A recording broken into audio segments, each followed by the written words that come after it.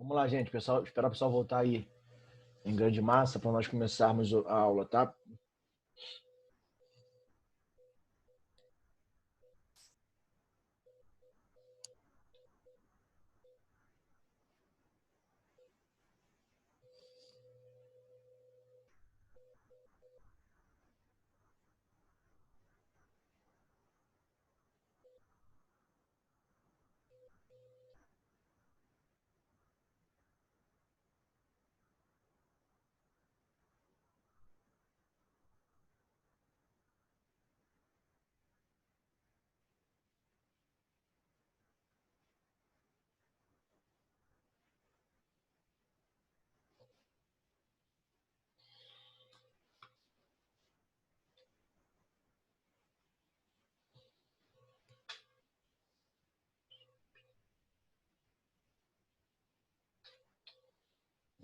Vamos lá, pessoal. O pessoal vai entrando com calma aí, tá? Então, a fugacidade vai estar presente na poesia do Gregório de Matos e Guerra, certo? Deixou clara a sua consciência sobre a transitoriedade da vida. E deixa clara a sua consciência, isso aparece muito em sua poesia, né? Essa transitoriedade da vida. A vida é efêmera, passageira, muito rápida. Então, por isso mesmo, nós temos que curti-la a todo momento. Por isso a expressão latina carpe diem é presente no barroco já. Né? E assim, vai ganhar muito mais força lá no arcadismo. Tranquilo, meus amores? Então, essa ideia de transitoriedade, que a vida é efêmera, passageira, ela é muito presente, principalmente na poesia do nosso grande Gregório de Matos e Guerra. Perfeito? Então, quando você lê, né, alguma poesia dele, você achar essa característica, né, você vai achar muito essa característica da transitoriedade, né, da efemeridade da vida. Tranquilo? Então, seus textos mostram frequentemente as vaidades humanas. Ele coloca as vaidades humanas como insignificantes, né, e passageiras. Por isso a crítica, né, muito em cima dos líderes políticos da época da Bahia. Ele muitas vezes satiriza a corrupção da Bahia, né? Ele vai colocar em evidência a corrupção já presente na Bahia naquela época, né? Vai relatar a vida rica, né, dos governantes, a vida muito, né, como é que se diz, insignificante, a vida de mostrar as coisas que tem, aquela coisa já existente na Bahia, certo? Então isso é muito colocado em seus textos também. Ele vai relatar que a vaidade humana é insignificante, já que a vida é muito efêmera, tá? Ousadia, ele é um poeta com certeza muito ousado, já que, né, a sua poesia traz, né, sátira, né, isso, ele vai sempre zombar do próximo, é um cara muito ousado, tão ousado que ele foi expulso da Bahia, tá? Ele é considerado um poeta inovador e irreverente, com certeza. Ele vai, se vocês vão ver daqui a pouco, vão ler algumas poesias dele comigo, vão ver que ele é reverente até demais, beleza? Ele foi adepto ao cultismo e também cultivou o jogo de ideias presente, né? Lembrando que essa ideia não tem mais acento, tranquilo? Gente, mais uma vez, esse slide aqui eu peguei, né, isso da internet, né? Achei o slide muito bom, né? E montei assim, quer dizer, peguei para vocês. Depois eu vou colocar o link, assim como eu fiz ontem com a turma do segundo ano. Eu falei de de romantismo com eles, né? Deixei o link lá já, né, na Ionic para vocês pegarem, para vocês terem acesso, né, ao slide se quiserem, tranquilo? Show? Mesma coisa eu vou fazer com vocês hoje. Vou colocar na Ionic lá o link, né, dessa aula aqui de barroco. Tranquilo? Então, Gregório de Matos e Guerra ele foi adepto ao cultismo, certo? Cultivou também o jogo de ideias presente no conceptismo. Tranquilo? Então, assim, tinha rebuscamento em sua poesia, né? Tinha textos totalmente, né, cultos, né? Perdão, os textos eram cultos, né? Aquela coisa toda, e também o jogo de ideias presente, a parte da antítese, né? Muito presente ali também, né? Do conceptismo. Então, as duas faces, cultismo e conceptismo, aparecem também, são muito presentes no barroco brasileiro, principalmente pelo nosso, né, principal representante do barroco aqui da poesia, que é o nosso grande Gregório de Matos e Guerra, certo? É quase uma carreira solo, né, tida por ele, tranquilo? Então, gênero, né? Quais foram os principais gêneros abordados, né, por nosso grande Gregório de Matos e Guerra? Poesia lírica, sacra, amorosa e, né, encomeniástica, né, e a poesia satírica. Então, tinha a poesia lírica, sacra, muitas vezes amorosa, ele relatava o amor idealizado, muitas vezes o amor erotizado, ele tinha essa dualidade presente também, vocês vão ver daqui a pouco comigo. A poesia, né, encomeniástica e a poesia satírica, tá? Estão presentes também, né, são os principais gêneros. Então, botei aqui, ó, poesia sacra ou religiosa. É aquela marcada, né, pelo conflito gerado entre a vida mundana e a vida espiritual. Foi o que eu falei com vocês.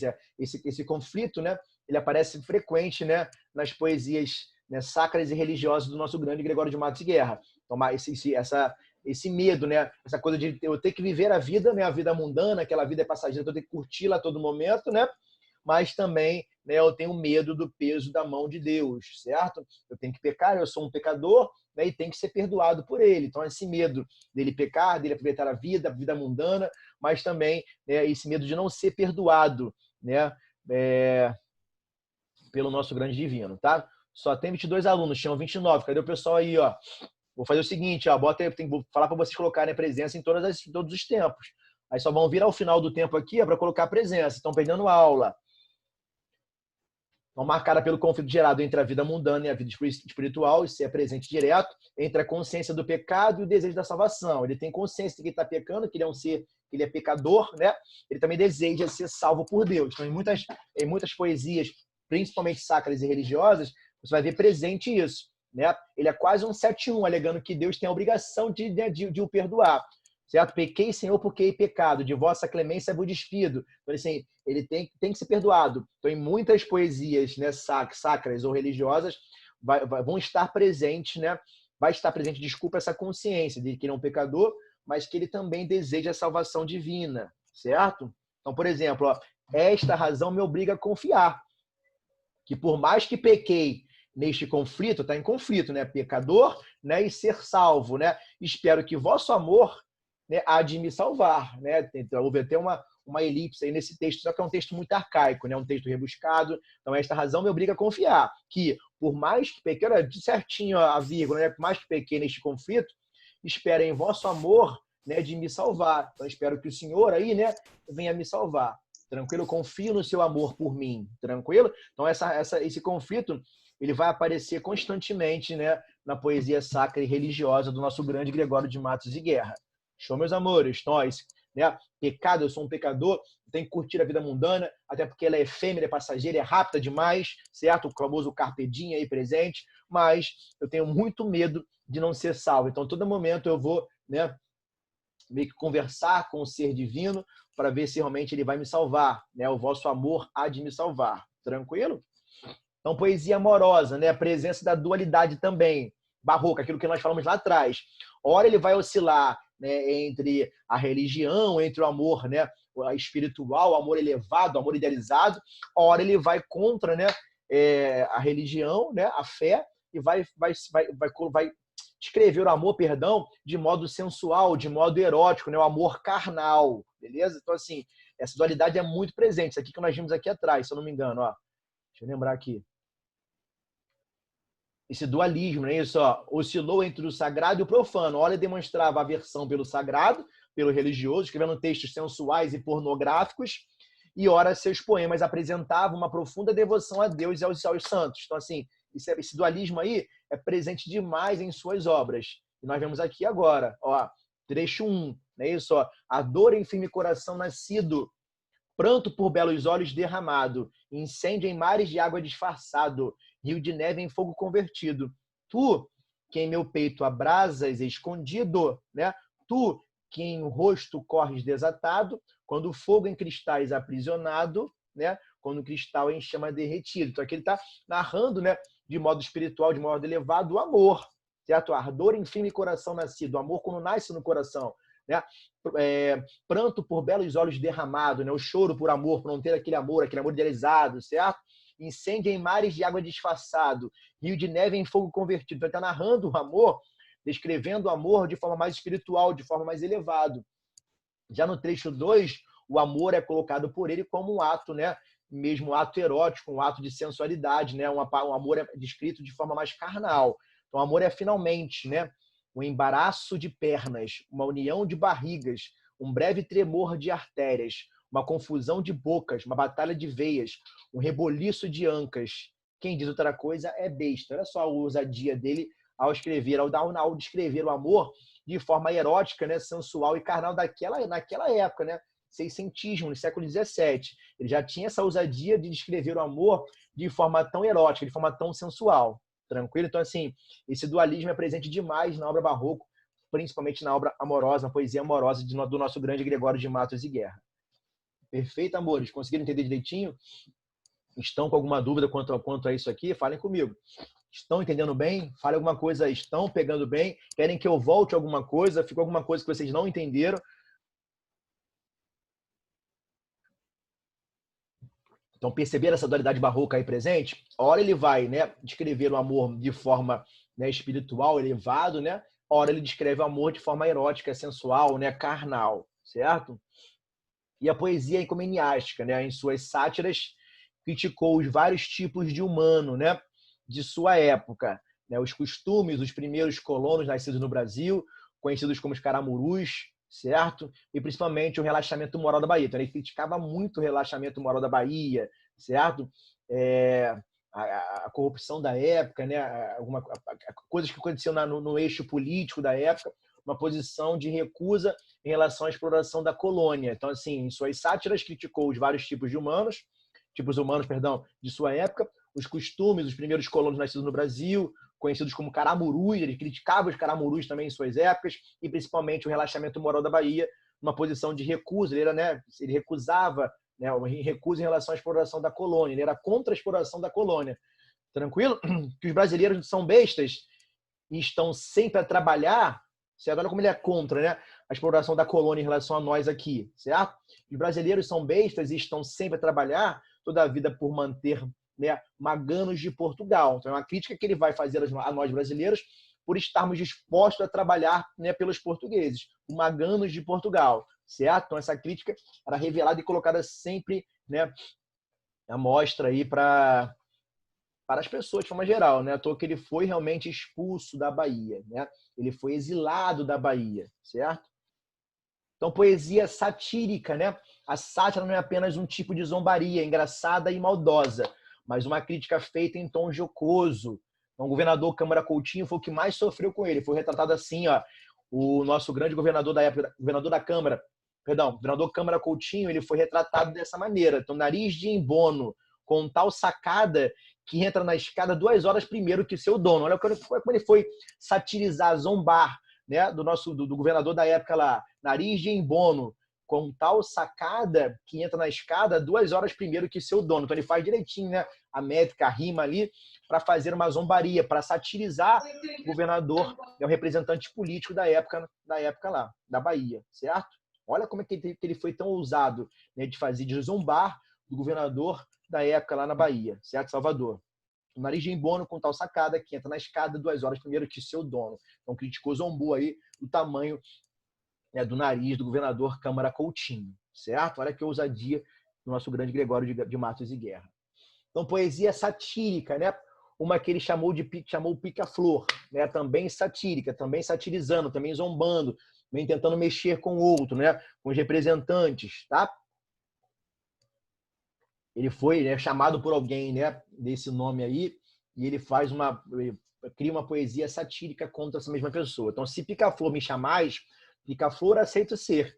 Mas resta agora saber se no nome que me dás meteis a flor, que guardais no passarinho melhor, se me dás este favor, né, sendo só de mim o pica, e o mais vosso, claro, fica, que fico então pica-flor. Então ele recebe bem, ele faz uma crítica zoando, aí zombando que ele tira, né, o flor e fica apenas com pica, né? E o mais vosso, claro, fica em que então, né, pica-flor. Então tá zombando aí, né? Tá fazendo uma poesia satírica quem o chamou pica-flor, certo? Alguém, né, deu esse apelido, ele faz uma poesia zombando. Gente, olha só, Barroco aí encerrou. Ficou alguma dúvida quanto a isso? Que é importante nós vermos aqui de novo, né? Nós passarmos aqui, ó, para quem estava aí fora, certo? Mas importante é que nós nos atentemos com as características, né, do Barroco no Brasil. Então, dualismo, insatisfação. Nosso grande representante da poesia aqui foi o nosso grande Gregório de Matos e Guerra, né, assim chamado de, né, o Boca do Inferno. Ele trazia, né, características como dualismo, insatisfação, fugacidade, e era muito ousado. Tranquilo? Show? Trazia algumas das características lá de trás, né, do Barroco em Portugal, certo? Vamos ver aqui, ó. Aqui, ó. Já em Portugal você vai ter o cultismo, vai ter o conceptismo, né? Essas duas faces aparecem também na poesia barroca de Gregório de Matos e Guerra. Ele vai brincar com esse jogo de palavras, com a imagem, né, rebuscamento da forma do texto, ele vai ornamentar bem o seu texto, né? E vai cobrar uma erudição, vai colocar, né, vocabulários eruditos, certo? E o conceptismo também, mais presente não, né, também no barroco, já que ele vai tentar chamar a atenção, né? E vai através de argumentos mostrar que aquilo ali está errado, que ele está insatisfeito com tudo que acontecia na época lá na Bahia, perfeito? A tensão religiosa ela vai aparecer também, né, com certeza na arte do barroco no Brasil, esse conflito antropocentrismo e teocentrismo, né? Deus como centro de tudo e o homem como centro de tudo também, essa dualidade, esse conflito vai aparecer também aqui, né, no barroco brasileiro, certo? Então, assim, é importante que não nos esqueçamos, né, principalmente das características do barroco no Brasil. É claro que vocês vão ver tudo, né? Para vocês, em vestibular, em concursos, por exemplo, se eu fazer concurso militar, se eu fazer a prova da ESA, a ESA vai cobrar só literatura brasileira, tranquilo? Não vai cobrar literatura portuguesa. Agora, se eu faço vestibular, na verdade, né, o vestibular vai cobrar de mim a literatura portuguesa. Mas o que é legal aí? Porque as características elas vão ser bem próximas. Na verdade, porque o barroco no Brasil ele trouxe muito com ele características do barroco de Portugal. Então, a tensão religiosa vai aparecer, antropocentrismo, teocentrismo, né?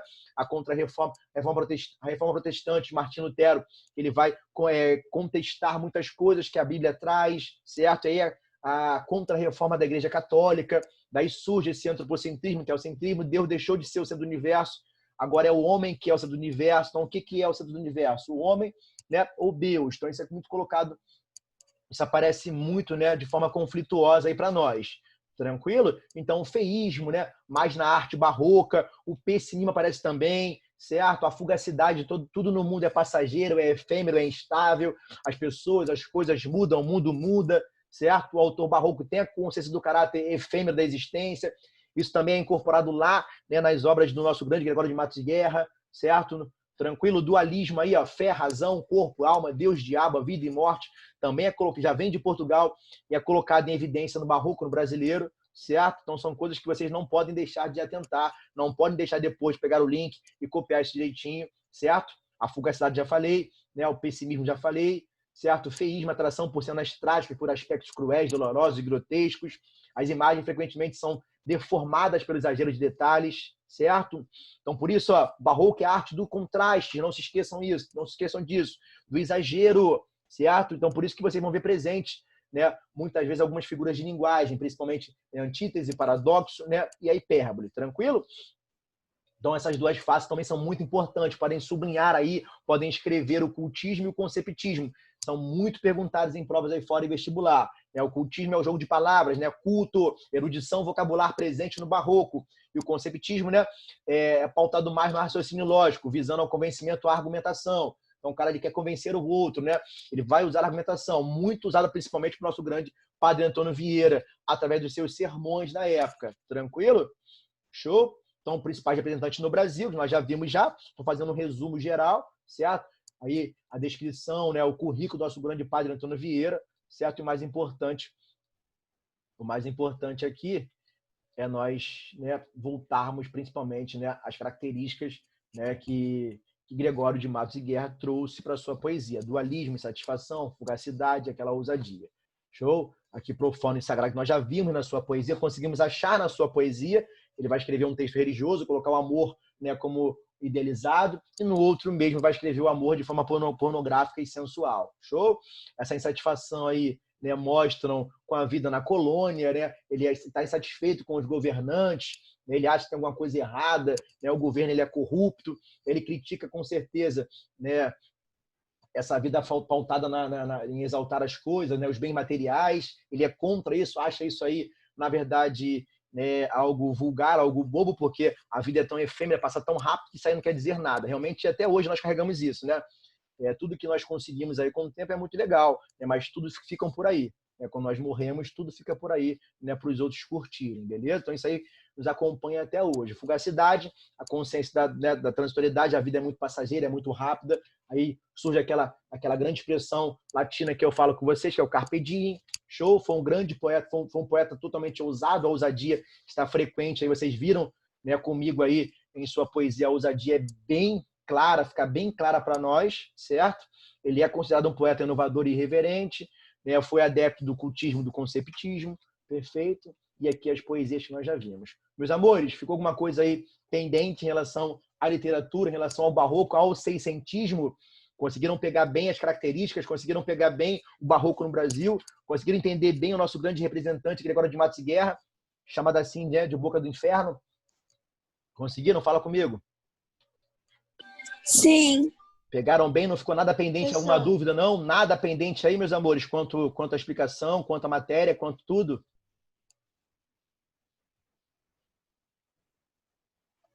Então, beleza. Façamos o seguinte, então, ó, vou partir aqui para português, tá? Vou tirar aqui só a tela aqui e colocar um negócio aqui novo para a gente ver rapidinho aqui português.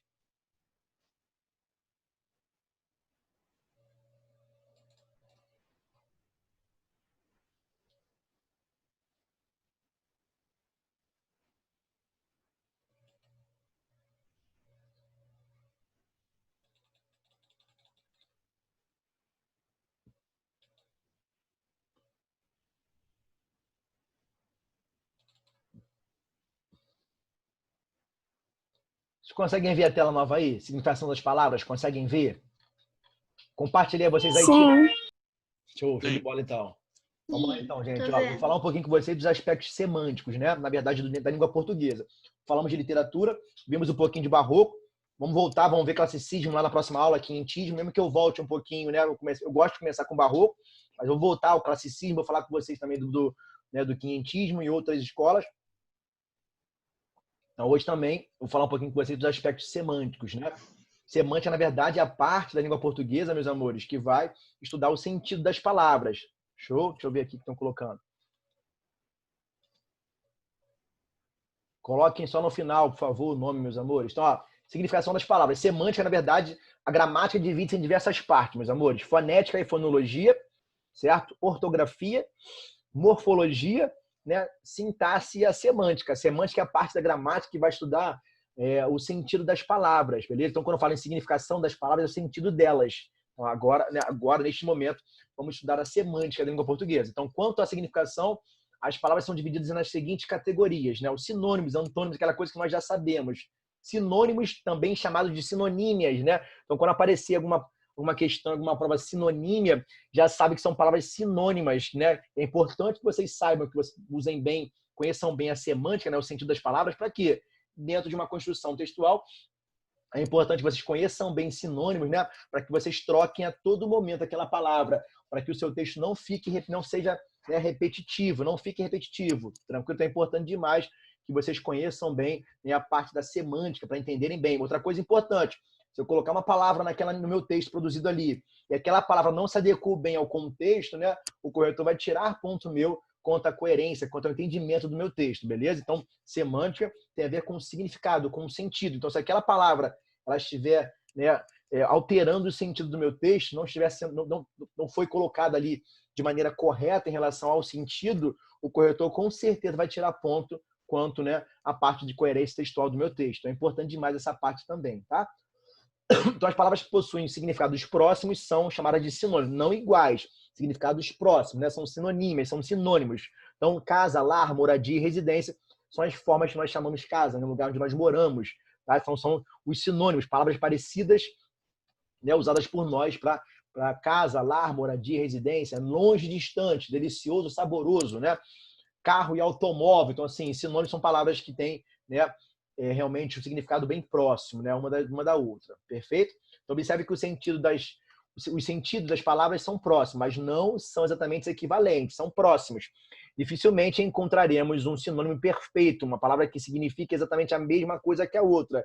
É muito incomum, né, acharmos palavras, né, perfeitas, sinônimos perfeitos, né, são iguaizinhos. Então, assim, é mais comum acharmos palavras, né, sinônimos, né, com significados próximos. Beleza, meus amores? Show?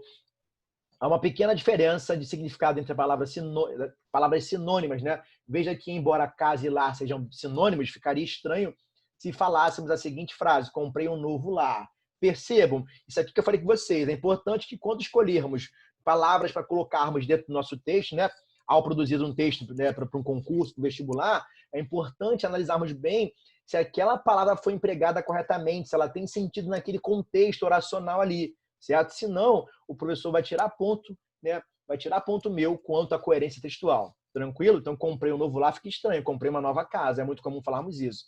Show? Comprei uma nova moradia, comprei uma nova residência, né? O mais comum de usarmos é comprei uma nova casa, certo? Tranquilo? Então, é importante que prestemos atenção, principalmente quanto a isso. Show, meus amores? Então, OBS, né? O nosso famoso IPC. O uso de palavras sinônimas pode ser de grande utilidade nos processos, porque eu falei com vocês, né? O uso de palavras sinônimas vai ser com certeza de grande utilidade, principalmente nos processos de retomada de elementos que interrelacionam as partes do texto. Então, toda vez que eu for retomar, né, uma palavra que já foi citada, para que meu texto não fique repetitivo, é importante demais que conheçamos, né, os sinônimos para que o nosso texto não seja repetitivo, não fique repetitivo. Lembrando a repetição, estou emendando tudo aqui, português e redação. Lembrando que a repetição também é um recurso de coesão textual. É importante repetirmos sim dentro de um texto, né, para que ele fique coeso. É sim um recurso de coesão textual a repetição. Só que eu tenho que evitar a repetição, principalmente no mesmo parágrafo da minha escrita.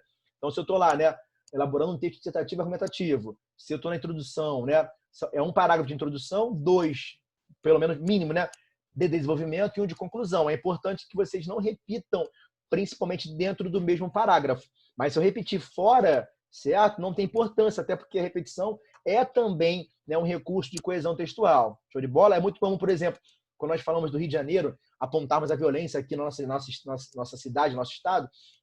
É importante que, assim, vamos usar Rio de Janeiro, vamos usar perífrase, né, cidade maravilhosa, usar todos os recursos. Vai ter uma hora que vão se esgotar os recursos. Eu vou acabar repetindo, né, Rio de Janeiro, a palavra, certo? Mas eu vou repetir sim, eu posso repetir, é um elemento coesivo.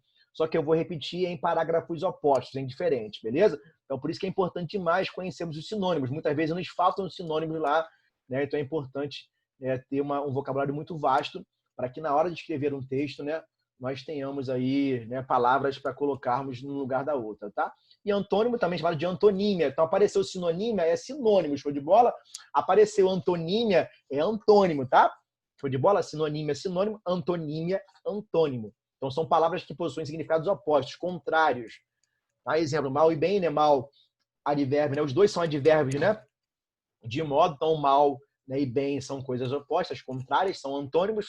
Ausência e presença, né? Fraco e forte, claro, escuro, subir, descer, cheio, vazio, possível e impossível. Então, eu coloquei apenas o interessante do antônimo aqui, que eu coloco apenas um prefixo, né? O possível ali, eu coloquei um prefixo in, já mudei, né? Já trouxe o antônimo para a minha palavra, certo? O prefixo in indica a negação. Show? Então, antônimos são palavras que possuem significados opostos, contrários, tá, meus amores?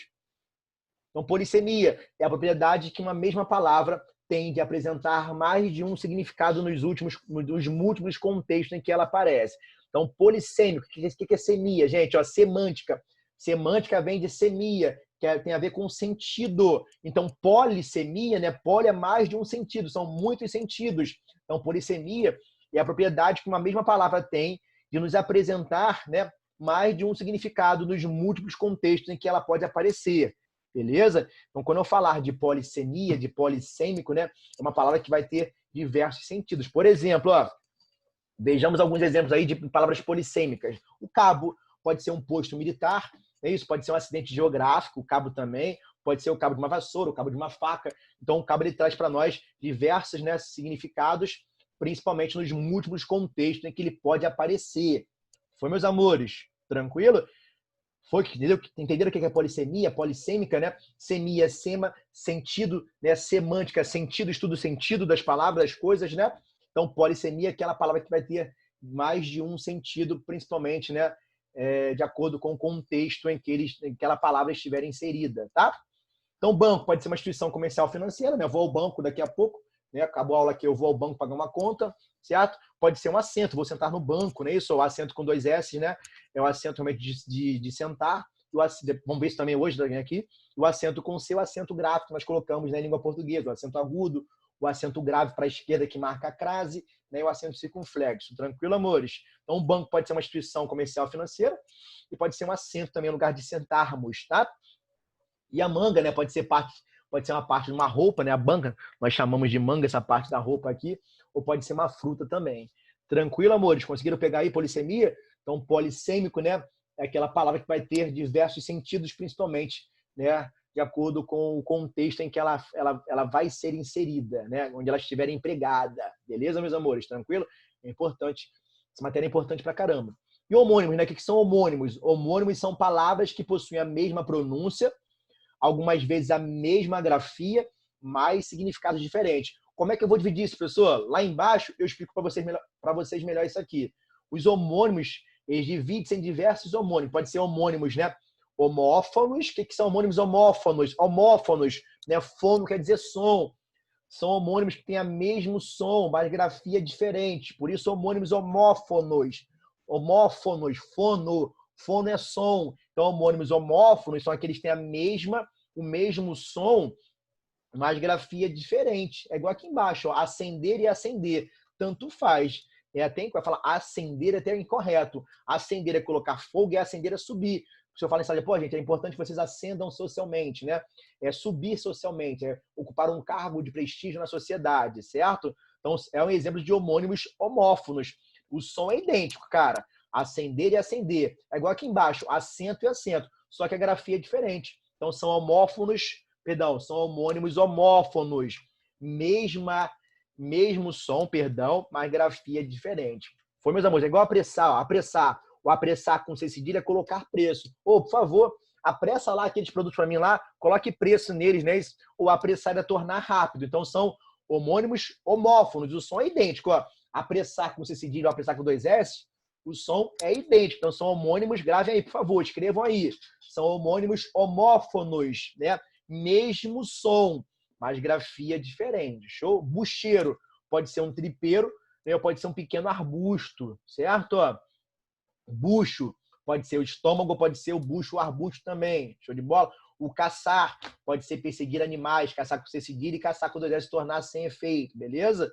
Olha o cegar também. Então, são exemplos de homônimos homófonos. O som é igual, a grafia é diferente. Tranquilo? Pegaram aí o bizu? Olha a cela aí, cela, mesma coisa, é um pequeno quarto, né? E cela é a forma do verbo selar, né? Colocar arreio, perfeito? Então, homônimos homófonos, mesmo som. Grafia distinta. Mas eu posso também ter homônimos homógrafos. Grafia idêntico, né? Mas grafia idêntica, desculpa, mas som diferente. Lá embaixo, vocês vão ver comigo os homônimos homógrafos, tá? Aqui, pelo que eu estou vendo aqui, ó, nós só temos os homônimos homófonos, né? Som idêntico, grafia diferente. Olha o cozê. O cozê com S é de costurar. E o cozê com Z é de cozinhar. O concerto, ó, o som é idêntico, ó. Só que concerto com C é uma sessão musical. Então, eu vou ao concerto com a minha esposa. Ou concerto com S é de reparo, né? Eu vou consertar, eu vou retificar. Retificar quer dizer consertar também. Perfeito? Show? Então, consertar, ó, com ser é ajustar. Eu vou combinar aquilo ali. E consertar com S é reparar. Eu vou corrigir algo. Show, meus amores? Cito, né? É a forma do verbo citar. E cito, você está situado. Tranquilo? Show de bola? Então, assim, aqui, nesses exemplos aqui, eu só mostrei os homônimos homófonos. Tranquilo, amores? Mesmo som, mas grafia distinta. Lá embaixo, vocês vão ver comigo, né, os homônimos homógrafos, né? Grafias diferentes. Não, isso, homônimos homógrafos, né? Grafia idêntica, mas som, né, diferente. Tranquilo? Show de bola? Então, de novo, esotérico, mesmo som, homônimos homófonos, mesmo som, grafia diferente. Espectador, aquele que assiste, né? Espectador, aquele que tem esperança, que espera. Né? O esperto, perspicaz, o experto, experiente, o perito, o cara é experto, né? Aquele som, espiar, observar ou espiar com X é pagar pena. Tranquilo? Então, assim, nem sabíamos algumas coisas, né? Extrato é camada, extrato, camada, e extrato que se extrai de algo. Show? Externo é o osso do peito, esse externo é o osso do nosso peito, e externo é a parte exterior, né? A parte externa, tá? Estático é o cara que está imóvel, e o estático pode ser um admirador, admirado, né? O cara que é admirado. Show? Espirrar, soprar, exalar, e espirrar é terminar. Show? Então, assim, são homônimos homófonos, né? Mesmo som, não muda nada. Grafia diferente. Tranquilo? O laço pode ser um nó, né? Ou o laço com 2S pode ser frouxo, tá? Russo, né? Pardacento é o grisalho, o cara que é russo é o cara que é grisalho, russo com C cedilha. O russo é o cara que é natural da Rússia, tá? Taxa é um prego pequeno com CH e o taxa com X é um imposto tributado, é um tributo que nós pagamos, o imposto que nós pagamos, aquela taxa. Show? Taxar, atribuir defeito a algo. Estou taxando aquela pessoa ali, né? E taxar também é fixar uma taxa. Perfeito, amores? Olha só, faltam só 4 minutinhos.